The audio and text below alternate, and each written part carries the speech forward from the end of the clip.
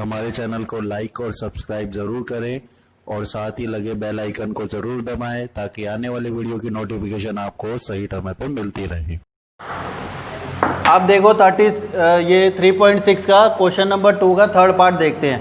ठीक है, अब यहाँ पे बोल रहे रूही जो ट्रैवल करती है 300 kilometre to her home partly by train and bus. ठीक है, यानी वो ट्रेन से जाती है और बस से भी जाती है और टोटल डिस्टेंस ट्रैवल करती है 300। ठीक है, आप देखो क्या बोल रहे हैं, शी टेक 4 आवर्स, यानी कि वो टाइम जो लेती है वो 4 आवर्स का लेती है। तो पहले हम जो जो चीज़ दे रखी है उसको लिख देते हैं।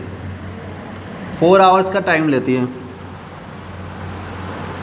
अब क्या दे रखा है, if she travel 60 kilometre train से, अगर वो ट्रेन से 60 किलोमीटर जाती है तो बाकी का किससे जाएगी, 240 इससे जाएगी।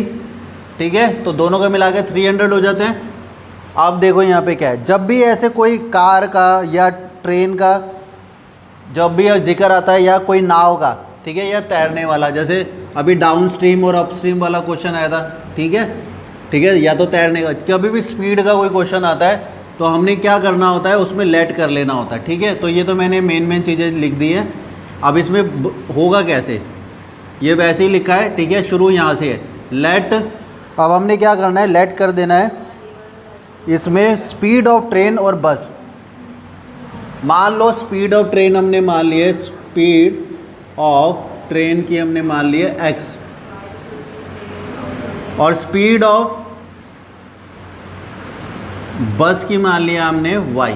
ठीक है, अब डिस्टेंस तो तुम्हें पता है कि 60 और 240 ये कर रहे हैं। ठीक है, और 300 किलोमीटर है। तो अकॉर्डिंग टू क्वेश्चन जब चलेंगे हम, तो अकॉर्डिंग टू क्वेश्चन में क्या है, हमें टाइम दे रखा है यहाँ पे 4 आवर्स का। ठीक है, तो हम यहाँ पे टाइम ले लेते हैं और यहाँ पे भी टाइम ले लेते हैं। ठीक है, इस क्वेश्चन में हम यहाँ पे भी टाइम ले लेते हैं। ठीक है, तो क्या है, यहाँ पे हमें टाइम जो दे रखा है वो हमें 4 आवर्स का हमने लिख दिया। ये वाली चीज़ 4 आवर्स तुम यहाँ पे लिख देना इस क्वेश्चन में। ठीक है, और टाइम का जो यहाँ पे फॉर्मूला होता है वो कितना होता है, डिस्टेंस अपॉन में टाइम, स्पीड, डिस्टेंस अपॉन में स्पीड, डिस्टेंस अपॉन में स्पीड। ये फॉर्मूला होता है किसका, टाइम निकालने का। तो डिस्टेंस जो दे रखा है वो कितना दे रखा है, हमें 60 दे रखा है और बाकी का दे रखा है 240। इसको हम मान लेते हैं, ये जो ट्रेन से करा तो उसको x और इसको मान लिया हमने y, और टाइम जो लग रहा है वो 4 आवर्स का लग रहा है। ठीक है, ऐसी now again according to question जब हम देखेंगे तो उसमें सेम ऐसे ही होगा। ठीक है, तो आगे की इक्वेशन पढ़ लेते हैं कि क्या बोल रहे हैं, कि if travels 100 kilometre by train. अब ये क्या है, ट्रेन से पहले 60 किलोमीटर जा रहा था, अब 100 किलोमीटर जा रहा है और 10 मिनट्स लॉन्गर ले रहे हैं। ठीक है, तो 10 मिनट्स लॉन्गर ले रहे हैं, तो पहले क्या है, डिस्टेंस अपॉन में टाइम के हिसाब से यहाँ पे हो जाएगा 100 और यहाँ हो जाएगा हमारा 300 था ना, तो 200 यहाँ पे हो जाएगा हमारा, बस से कर रहा है। अब देखो यहाँ पे तो आवर्स में था, ये जो था ये आवर्स था। आवर्स मतलब इसमें जो आवर्स होंगे तो वो कितने मिनट्स हो जाएंगे, 4 को मान लो हम 60 मिनट्स कर देते हैं। ठीक है, तो इसमें हमारे को क्या कह रहा है, वो 10 मिनट्स एक्स्ट्रा लगते हैं। तो 4 × 60 कर दिया और प्लस 10 मिनट्स, क्योंकि मिनट्स दे रखा है यहाँ पे, तो हमने जो पहले 4 आवर्स लिखे थे उसको भी मिनट में कन्वर्ट कर लिया है हमने। ठीक है, तो ये भी मिनट्स में है और ये 10 मिनट्स अलग से जोड़ दिए। तो यहाँ पे देख लो कितना है, तो ये हो जाएगा हमारा 240 प्लस 10, तो कितना आ जाएगा 250। तो ये कितना हो जाएगा 100/x 200/y 100/x 200/y। अब देखो यहाँ पे क्या है, ये हमने जब मिनट्स में कर दिया यहाँ पे तो ये मिनट में आ गया, लेकिन ऐसे क्या कैसे करेंगे कि जो पहली वाली इक्वेशन है वो तो आवर्स में हो रही है और ये मिनट्स में हो रही है, तो इसमें हमारा जो आंसर हो जाएगा वो गलत निकल जाएगा। तो हमने क्या करना है, इसको वापस हमने इसको करना है आवर्स में, तो 60 से इसको कर दो डिवाइड, ठीक है। तो जैसे ही 60 से इसको अलग से डिवाइड करेंगे तो यहाँ पे लिख देना है अलग से, नहीं तो इसको कन्वर्ट करके रख लो, ठीक है। इसको हम पहले ही कन्वर्ट कर लेते हैं साइड में।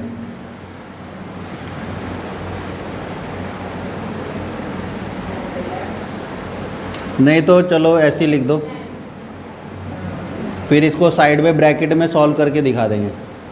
यहाँ आ गया था हमारा 240 + 10, तो यहाँ 250 मिनट्स था ना, तो ये मिनट्स है। तो इसको क्या करना है, हमने ब्रैकेट में कर देते हैं 250 मिनट्स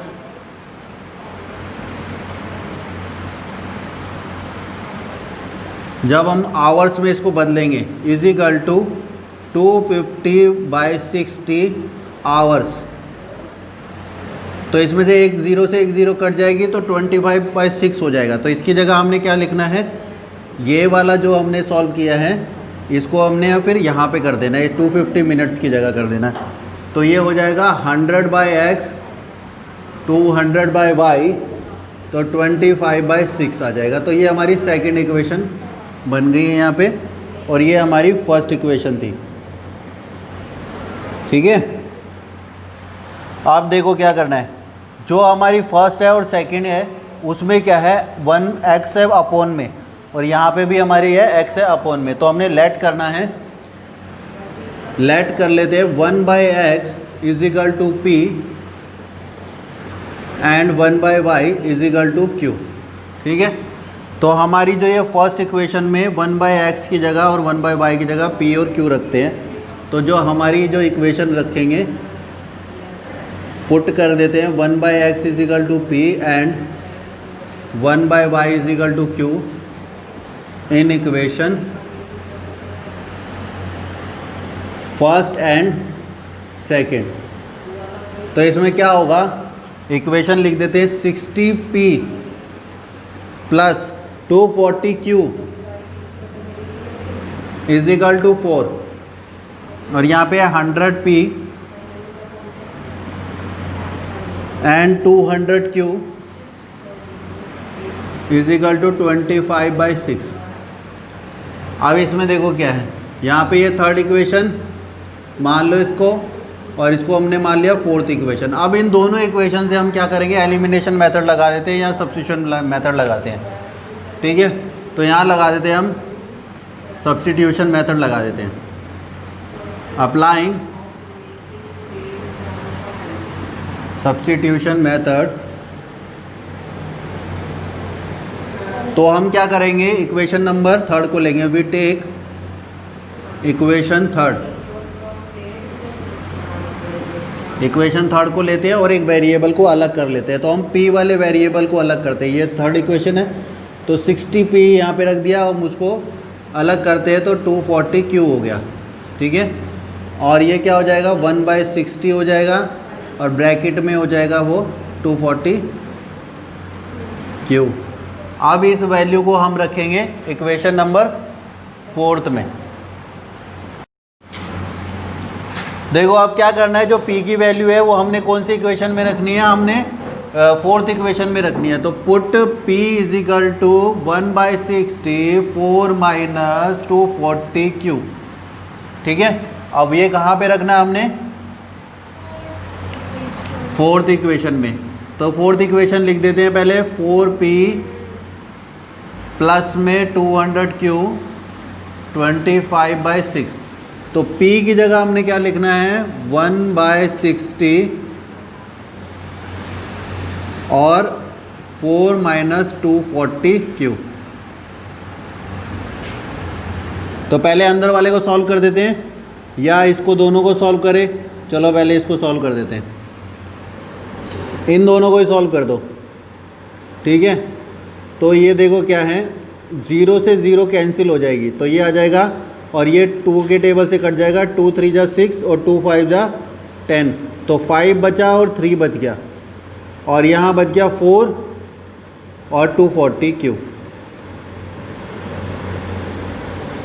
200 क्यू 25/6। अब दोबारा बता देता हूँ, देखो यहाँ 0 से 0 कट गया क्योंकि ये दोनों आपस में मल्टीप्लाई में है। 0 से 0 कट गया, 10 और 6 बचा।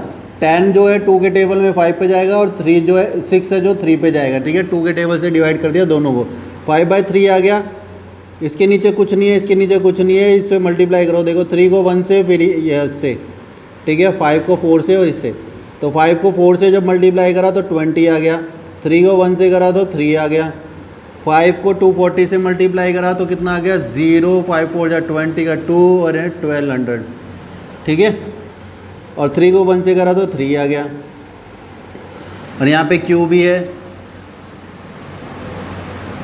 और यहाँ पे 200 Q है, इसके नीचे 1 है, 25/6 है। इस नंबर के साथ Q नहीं है, इसको उधर ले जाओ तो बराबर थोड़ा इधर लगा देते हैं। 25/6 ये प्लस का है, उधर जाके हो जाएगा माइनस का। और इन दोनों को सॉल्व करते हैं हम यहाँ पे, Q/3 1। अब क्या है, ये 3 और 1 का क्या कर देंगे हम, एलसीएम ले लेते हैं, ठीक है। तो 3 के टेबल में ये 3 पे 1 पे आता है तो ये तो ऐसे का ऐसे ही आ जाएगा। और ये 1 के टेबल में 3, ये 3 पे आता है तो 3 को इससे मल्टीप्लाई कर देंगे तो ये हो जाएगा 3 2 जा 6, 600 हो जाएगा Q। और यहाँ पे देखो क्या है, 6 और 3 का जब भी एलसीएम लेंगे तो हमारा जो आएगा वो 6 आएगा, एलसीएम 6 आएगा। 6 के टेबल में 6 आता 1 पे तो ये 25 ऐसे ही आ जाएगा। 3 के टेबल में 6 आता 2 पे तो 2 से इसको मल्टीप्लाई करना है, 40 आ गया। आप देखो 40 में से 25 गए तो 15 आ गया और नीचे 6, इसमें से क्या करा 1200 में से 600 जो माइनस करे, क्योंकि ये माइनस है ये प्लस का है तो 600 आ जाएगा, वो भी किसका साइन आएगा, माइनस का। और यहाँ पे भी माइनस का साइन है और अपॉन में है यहाँ पे 3 तो माइनस से माइनस कैंसिल हो गया। अब यहाँ पे Q की वैल्यू देखो कितनी आएगी,